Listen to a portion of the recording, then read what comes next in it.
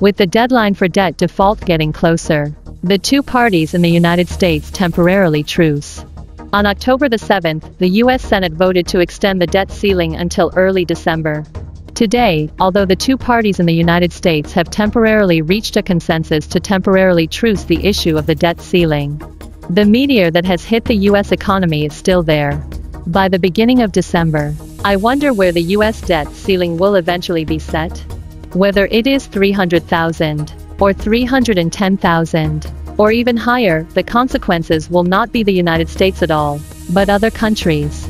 In fact, since 1971, the U.S. debt ceiling, which has undergone 78 adjustments, has long been a display, and the U.S. has arbitrarily accelerated the cutting of leaks.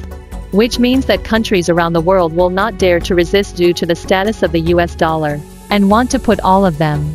The world drags down to help the United States tide over the difficulties. The challenges facing the United States today have never appeared in its short history. In order to alleviate the various domestic crises in the United States, since the beginning of the epidemic until now, the United States has been frantically injecting $5 trillion into the market, forcing other countries to buy U.S. Treasury bonds. To achieve its goal of realizing the economic recovery of the United States by printing money to injecting water into the stock market, and then reaping the fruits of development around the world by raising interest rates.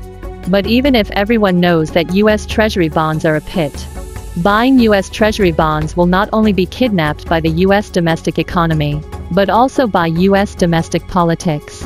It will not only bear the various economic risks at home and abroad, especially the U.S. as the main reserve currency. The country has the risk of using the printing press to dilute its debt at will, and has to bear the risks of electoral politics and partisan politics derived from the democratic political system of the United States. But because of the unique world currency status of the US dollar, people have to buy it, let alone avoid US Treasury bonds in their foreign exchange reserves. Therefore, the national debt has become a lethal weapon for the United States to stab other countries. And those so-called debt ceilings are just furnishings, and repayment of interest is just a joke.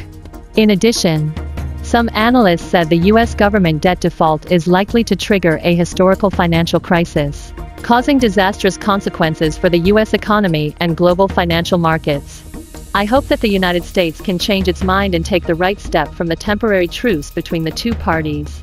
If the United States is no longer tossing about everywhere, the world will definitely become a better place.